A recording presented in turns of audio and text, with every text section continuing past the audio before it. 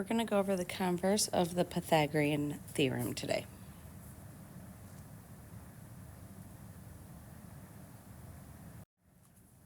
So grab the paper. It's going to go ahead and help you with the notes, and then your practice is the rest of the problems on the paper. But we need to figure out, how do I use the Pythagorean theorem to determine if a triangle is right or not? So we're going to take what we know. If a squared plus b squared equals c squared, it's true, okay? So it's going to be a right triangle. So to determine this, we're going to substitute a, b, and c into the formula. The smaller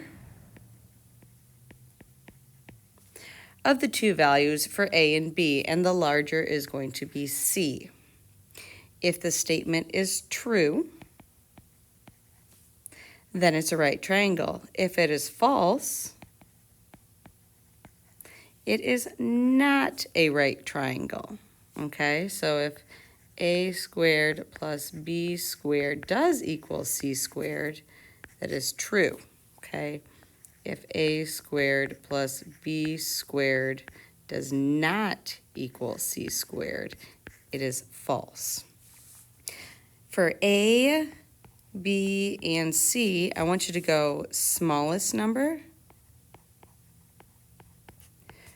middle number, to largest. Okay, so C is going to be your largest, B is going to be the middle number, and A is going to be the smallest. It really doesn't matter all the time for the smallest in the middle, but it's the easiest way to set it up when we're just giving numbers, and you'll see that here in a second. So let's look at the example here for 1, right? I have the smallest number here being 7. I have a middle number here that is actually 24. It's hard to read, but we're going to call that B. And 25 is the biggest number. We're going to call that C. So we know that a squared plus b squared equals c squared. Now we're going to take the values and input it into the equation. So 7 squared plus 24 squared should be 25 squared if this is indeed a right triangle. So now we need to go ahead and do some math. Okay, 7 squared is 49, plus 24 squared is 576. Or maybe you just put this whole part into your calculator and you went 625, or you can add those two together to get that. Okay, and then 25 squared is going to give us 625. So 625 does equal 625. So yes, this is a right triangle.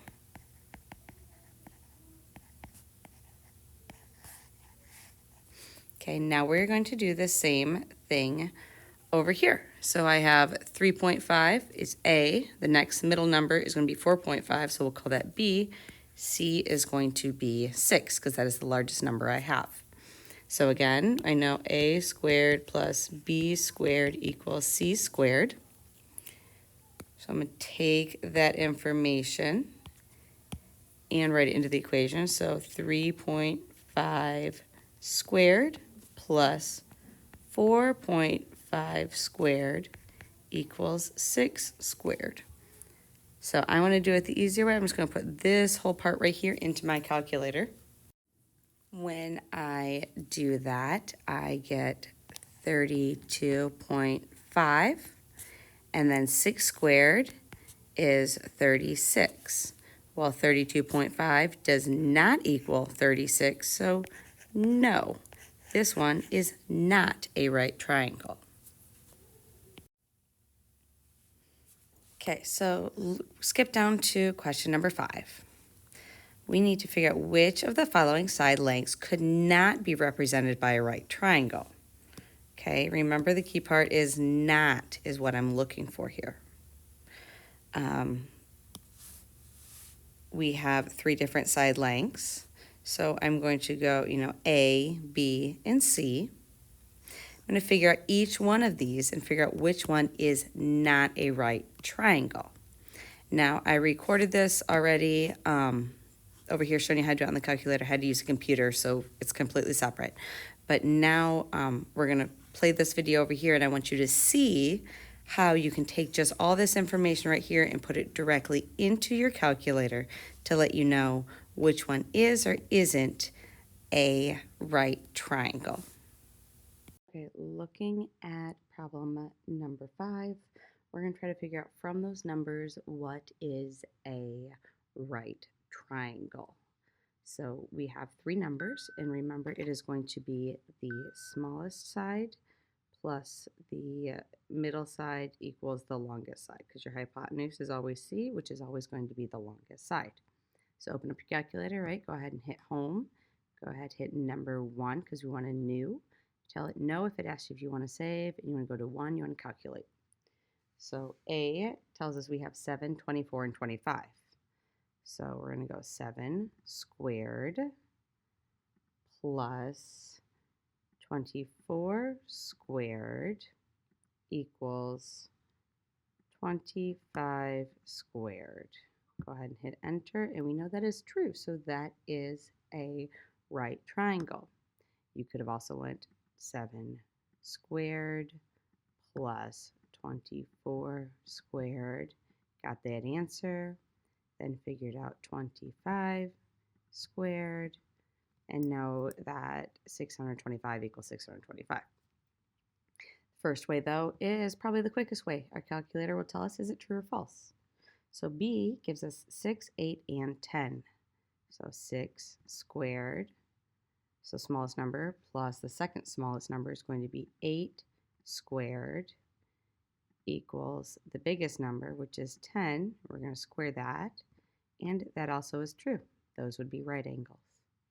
C gives us 5, 5, and 10. So since 5 and 5 are both the same, doesn't matter what order, 5 squared plus 5 squared equals 10 squared.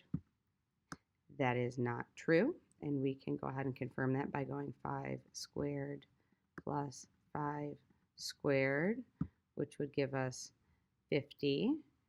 10 squared gives us 100. 50 and 100 are not equal to each other.